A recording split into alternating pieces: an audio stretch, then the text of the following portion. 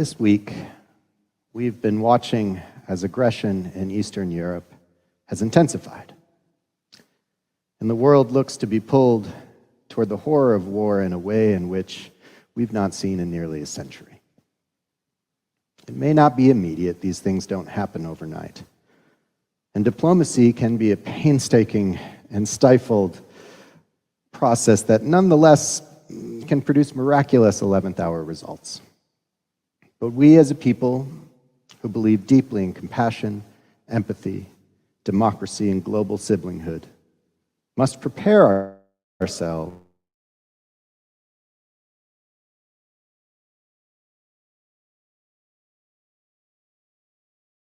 after already living through some trying recent years.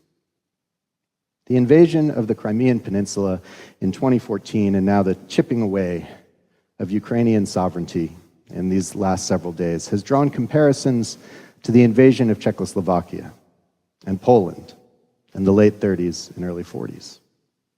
During that time, the ascendant Third Reich invaded sovereign, free nations under the claim that they'd always belonged, or that they longed to belong again, to an oppressive empire.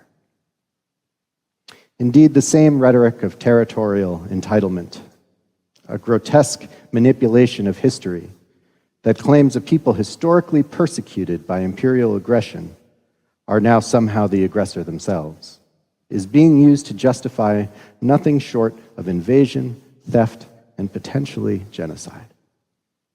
The Ukrainian people, over the last century, have been victims of mass starvation, mass execution, and financial asphyxiation. All the while trying to maintain their cultural and political freedoms. Much of this persecution disproportionately affects the Jewish population of Ukraine, where anti-Semitism, encouraged by external authoritarian forces, has been a consistent problem. It was a triumph that in their last presidential election, Ukraine elected its first Jewish president, Vladimir Zelensky. And yet his anti-corruption and democracy-reinforcing efforts have been consistently undermined by various international governments, including, for a time, sadly, our own. Unitarian Universalists are, by and large, a peace-seeking people. Many of us are pacifists. Many of us understand and believe that war or violence is an absolute last resort and only to be used in defense of the vulnerable or oppressed. In the history of our movement, Unitarians and Universalists who participated did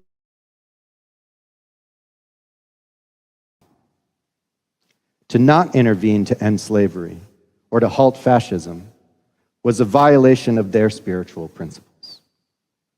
Two such Unitarians were Waitstill and Martha Sharp. Waitstill was a Unitarian minister, and his wife Martha was a philosopher and activist who were recruited by the Unitarian Service Committee to go underground and join the resistance in Prague. Utilizing spycraft and Herculean logistical efforts to save as many dissidents, scientists, religiously persecuted, and children as they possibly could, years before the United States would formally enter the war effort. Czechoslovakia had a robust and consequential Unitarian community, led by Norbert Čapek, a convert to Unitarianism who had studied in America alongside Dietrich Bonhoeffer and Reinhold Niebuhr, two fellow Christian theologians who had profoundly shaped the way that people of faith around the world responded to the threat of demonic, dehumanizing fascism.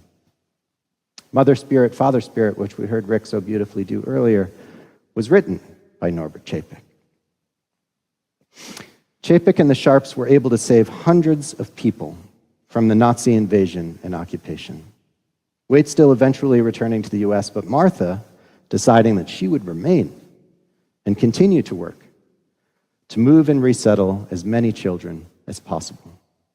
She was eventually awarded as Righteous Among the Nations, an honor bestowed on non-combatant Gentiles who risked life and limb to save Jewish peoples from the Holocaust. She's one of only 5 Americans to ever receive this award. In the last several years, our nation has endured a pandemic, economic instability, the deterioration of our own democratic institutions, and attacks on the safety and civil rights of women, Asian Americans, Latinx, Black, and Indigenous peoples. Anti-Semitism here in the U.S. has reared its ugly head as well.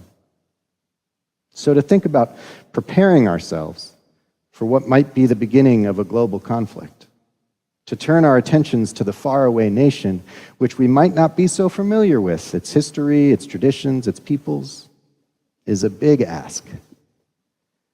We're already so taxed. Our spirits already pulled and pushed by so many hardships. How much capacity do we have within us for this kind of empathy? I'd like to believe, and indeed my faith being one rooted in community and the life-affirming conditions required to cultivate it, I must believe that we have the capacity to be open, empathetic, and concerned, to widen our circle of concern yet again, as we have so many times before, to invest our spirits and resolve in the well-being and freedom of the Ukrainian people. So much of what lay ahead of us as a global community is unknown. But the more of us that are educated, invested, and vocal about our care for our siblings abroad may have a profound impact in the days, weeks, months, and years to come. We live in an interdependent web of existence. The oppressions and prejudices that plague us here at home are part and parcel of the aggressions and prejudices being perpetrated against the Ukrainian people right now. This spring, as flowers bloom, we may carry on a UU tradition of the flower communion. This was first conducted in Prague in 1923 by the Czechoslovakian Unitarian Norbert Čapek, a gift that he gave our faith before he was martyred in 1942. What traditions may we all cherish 100 years from now? Blessedly bestowed upon us by our siblings of color right here at home, by our new Afghan neighbors, by our own Jewish and Muslim siblings, or perhaps by the people of the Ukraine. Freedom, pluralism, social cooperation, democratic consensus, and the rights of every human being on earth to live a life of dignity, worth, and meaning call us as Unitarian Universalists to care. We've done this before, guided by our faith and our principles. And now we have to do it again. Amen and blessed be.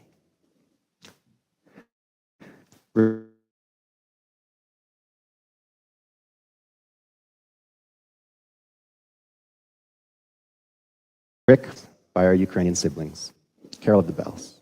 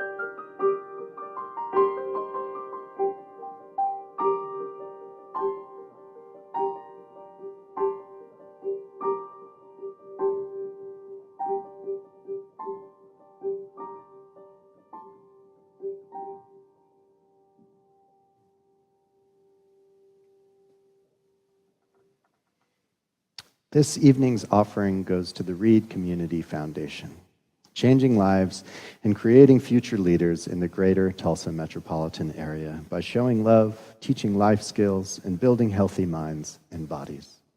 Details for online giving are on the screen and also in the chat. Please give generously, and we now gratefully accept your offering.